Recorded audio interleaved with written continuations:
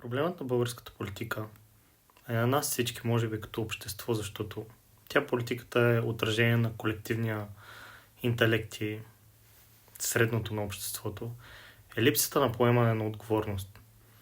Това, което трябва да се случи, за да се подобри и държавата, и политиката, е хората да започнат да поемат отговорност, като се започне от текущите депутати. Всеки от тях и всяка партия си поема отговорност за глупостите, които е правил. Мога да почне да ги изреждам дори. Радев трябва да си поема отговорност за Боташ, който струва по 1 милион евро или лева, не съм сигурен какво беше на ден. ГЕРБ трябва да поемат отговорност за това, че са източвали толкова много години държавните поръчки и еврофондовете. ДПС ново начало трябва да поема отговорност за фалирането на КТБ, Националната лотария и така нататък. Възраждане трябва да поема отговорност, че правеше комисия за исторически парк вместо да спасява лева. ППДБ трябва да поемат отговорност, че фалираха обществото IT индустрията за дигането на данъците, за да се направят на популисти да дигнат пенсии и минималната заплата с дигането на данъчната ставка. Както и да поемат отговорност, че махнаха лева, бяха основните радетели с това да нямаме национална валута, съответно да се приближим в Европа, която политиката е да вкарва нелегални имигранти, които убиват по улицата, изнасилват малки момиченца и така нататък. И всичките глупови политики, които са на Европейския съюз. Аз разбирам феновете на ППДБ, че може би са били по Еразъм в Европа, им е било хубаво, харесвали са отворените граници, но тази Европа вече не съществува. Европа върви към много тежък комунизъм и диктатура на хора, които са недемократично избрани. Никой не ги избира тези, които взимат решенията за Европа.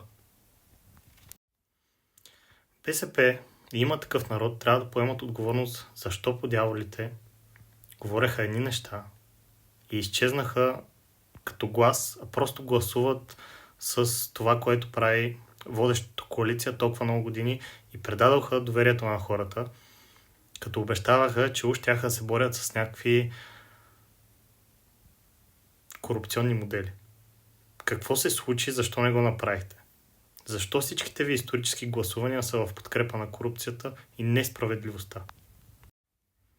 Величие трябва да поемат отговорност защо са карали хиляди хора да теглят потребителски кредити за 100 000 лева и не са им връщали нито главници, нито лихви и сега ги държат в зависимост, че ако кажат нещо, няма да им платят нито главниците, нито лихвите.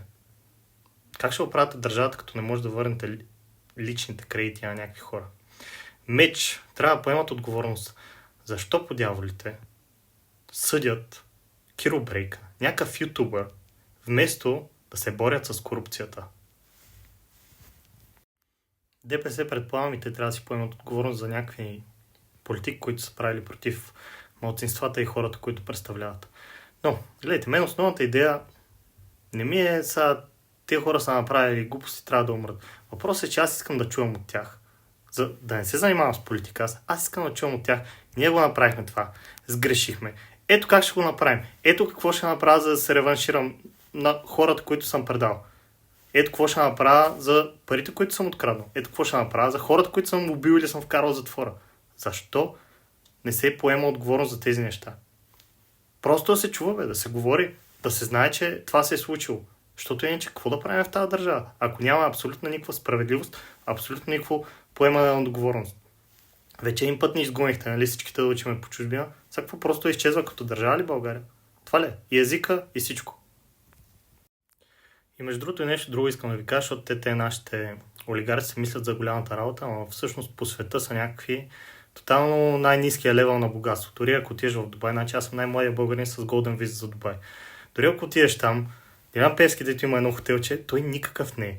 И тези хора, дори да вземат цялата земя в България, цялата инфраструктура, всичко бе, вода, ток, каквото и да е, накрая, просто вие като нямате народ зад себе си, ще дойде някой и ще ви го вземе. Се тая. Ще ви избият и децата, всичко. Единствените хора, които ще имат най-много емпатия към вас всичките, които говорите български, родени сте на тази територия, или някъде и по него говорите този език, това са хората, които също го говорят този език. Мисъл, българския народ.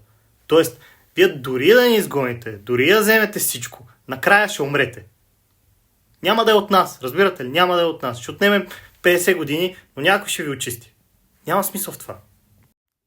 Това е моят мотив да влезна в някакви листи. Аз последно искам да тествам 3-4 години така, дали има някакъв смисъл, дали има някакъв надежда или България изчезва като държава. Ние сме просто народ като индианците, които просто са древен народ, но накрая остават без каквато и да е автономност и суверенитет. И сега ако съдбата ни е да сме като инките и индианците и народите, които могат по-добре да се комбинират, които са по-стиковани помежду си, не се карат как си разделят баницата, ни завладеят, какво да правим тук? Нали?